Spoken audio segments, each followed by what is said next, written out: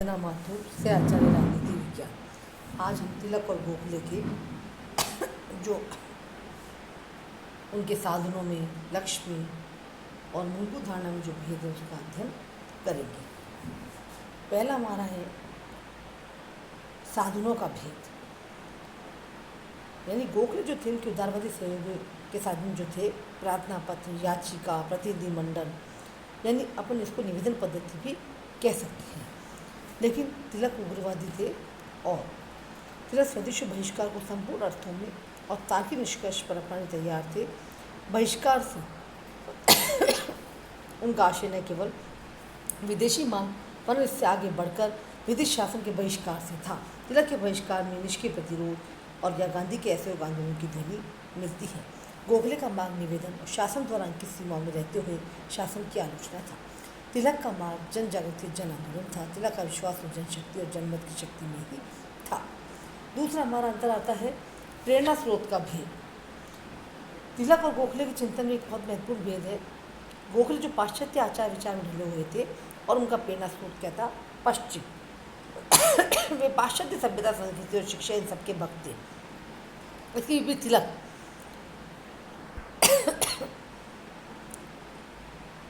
की प्रेरणा का स्रोत पश्चिमी साहित्य, इतिहास, कानून में होकर भारतीय साहित्य, वेद, उपनिषद, भगवद गीता था।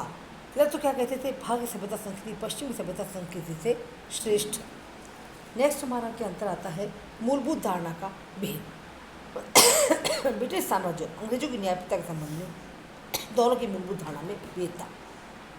गोखले ब्रिटिश राज को भारत के लिए एक वरदान, ईश्वरीय कृपा का फल मानते थे। और क्या विचार था? भारत पर इंग्लैंड का शासन भारत के हित में है और भारत को अंग्रेजों से बहुत कुछ सीखना है। इस आधार पर वे उदारवादी गर्व के साथ और ऊंचे स्वर में ब्रिटिश सम्राट का जय जयकार करते थे तथा ब्रिटिश सम्राट के प्रति राजभक्ति की दुहाई देते थे। तिलक और उनके राष्ट्रवादी सहयोगी कहते थे कि अंग्रेजी राज भारत के लिए भारी अभिशाप है और इस राज को ईश्वरीय कृपा का परिणाम बतलाना भारत का राष्ट्रीय अभिमान है। तिलक का क्या कहना था? साम्राज्यवाद का उद्देश्य ही देश का राजनीतिक, सामाजिक, सांस्कृतिक और आर्थिक शोषण करना होता है। भारत में ब्रिटिश शासन का उद्देश्य भी यही है। इसी आधार पर राजभक्ति की घोषणा करने में संसदीय संकोच का अनुभव किया। गोखले अंग्रेजों की न्याय भावना में अडिग विश्वास था, जबकि तिलक क्या कहते थे कि हमारा विश्वास है कि राजनीति में परोपकार जैसी कोई चीज़ नहीं होती। इतिहास में इस बात का कोई उदाहरण नहीं है कि एक राष्ट्र दूसरे राष्ट्र को स्वेच्छा से सत्ता सौंप दी हो। लक्ष्य का भेद। तिलक और गोखले के बीच लक्ष्य का भेद था। यद्यपि 20वीं सदी के प्रारंभ में स्वतंत्रता की बात करने वाले तिलक ने यथार्थवादिता को अपनाकर 1915 से ब्रिटिश साम्राज्य के अंतर्गत स्वशासन की बात को अपना लिया था।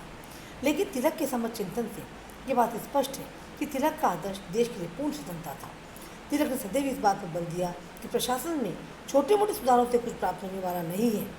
राजनीतिक, सामाजिक और आर्थिक स्थिति में परिवर्तन तो स्वराज्य से ही संभव है। स्वराज्य और अंतिम रूप से देश के लिए पूर्ण स्वतंत्रता उनके जीवन का एकमात्र लक्ष्य था और उनका प्रत्येक कदम इस लक्ष्य की प्राप्ति में आगे बढ़ाने वाला था। गोखले ने 1905 ईस्वी में बनारस कांग्रेस के अध्यक्ष के पद से भाषण देते हुए देश के लिए स्वशासन को अपना और कांग्रेस का लक्ष्य घोषित किया था। लेकिन वे जीवन पर्यंत प्रशासनिक सुधारों से आगे बढ़ने का कार्य न कर पाए। स्वशासन को कांग्रेस का लक्ष्य घोषित करते समय भी गोखले ने स्वशासन की कोई स्पष्ट व्याख्या प्रस्तुत नहीं की। लक्ष्य के संबंध में गोखले उस समय के साथ थे, तिलक अपने समय से काफ़ी आगे थे। नेक्स्ट हमारा है आदर्शवादिता और यथार्थवादी का भेद। गोखले ने साथ साथ साधनों के संदर्भ में साधनों की पवित्रता पर सबसे अधिक बल दिया। गोखले ने राजनीति के आध्यात्मिक पर बल दिया और ये विचार प्रतिपादित किया कि राजनीति नैतिकता पर आधारित होनी चाहिए। लेकिन तिलक क्या कहते थे? देश की स्वतंत्रता का लक्ष्य इतना अधिक पवित्र है कि उसके लिए किसी भी साधन को अपनाया जा सकता है।